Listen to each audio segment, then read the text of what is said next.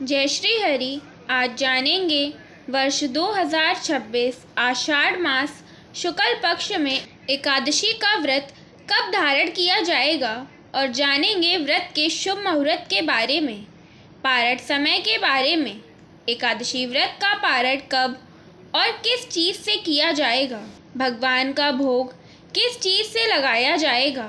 तो जानते हैं एकादशी व्रत की सभी जानकारियों के बारे में। आषाढ़ मास शुक्ल पक्ष की एकादशी को देवशयनी एकादशी, विष्णुशयनी एकादशी या हरिशयनी एकादशी के नाम से जाना जाता है।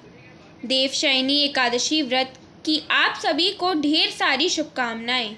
इस दिन से भगवान विष्णु योग निद्रा में 4 महीनों के लिए चले जाते हैं और फिर देव उठनी एकादशी के दिन जागते हैं। जो भी भक्त सच्ची श्रद्धा, नियम और निष्ठा के साथ देवशयनी एकादशी का व्रत धारण करते हैं और व्रत के नियमों का पालन करते हैं तो लक्ष्मी नारायण प्रसन्न होकर मनोवांछित फल प्रदान करते हैं। देवशयनी एकादशी से ही चातुर्मास का प्रारंभ हो जाता है। अब सुनिए एकादशी तिथि प्रारंभ समय के बारे में। एकादशी तिथि प्रारंभ 24 जुलाई 2026 दिन शुक्रवार सुबह 9:15 पर होगी और एकादशी तिथि की समाप्ति 25 जुलाई 2026 दिन शनिवार सुबह 11:36 पर एकादशी तिथि की समाप्ति होगी। इस बार सूर्योदय व्यापनी के अनुसार सभी भक्तजन 25 जुलाई 2026 दिन शनिवार को देवशयनी एकादशी व्रत को धारण करेंगे। व्रत पारण के लिए कहा गया है। व्रत का पारण द्वादशी तिथि तथा हरिवासर की समाप्ति पर करना चाहिए।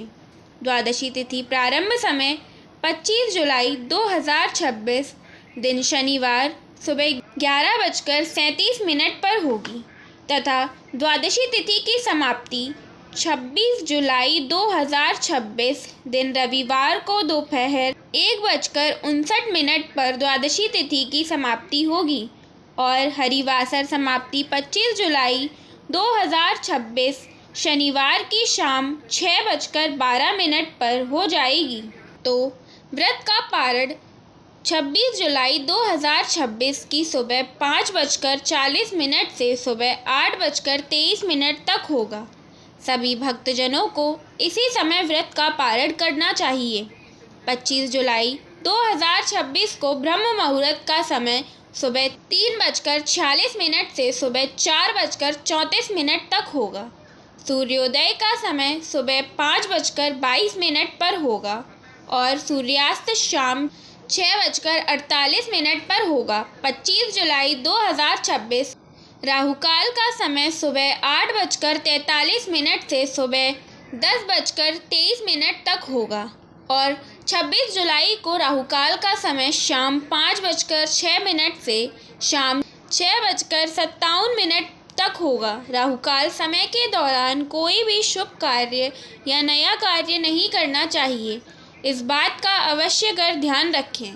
25 जुलाई को पूजा का शुभ मुहूर्त सुबह 7:02 से सुबह 8:42 तक होगा। शाम की पूजा का शुभ मुहूर्त शाम 6:47 से रात्रि 8:06 तक होगा। इसी दिन भगवान विष्णु का विधि विधान के साथ पूजन करना चाहिए। इस दिन से चातुर्मास नियमों का पालन करना चाहिए। तो कैसी लगी आपको यह जानकारी? ऐसी ही जानकारी प्राप्त करते रहने के लिए चैनल को सब्सक्राइब करें तथा वीडियो को लाइक, शेयर, कमेंट अवश्य करें। धन्यवाद। जय श्री हरि, जय श्री कृष्ण, राधे राधे।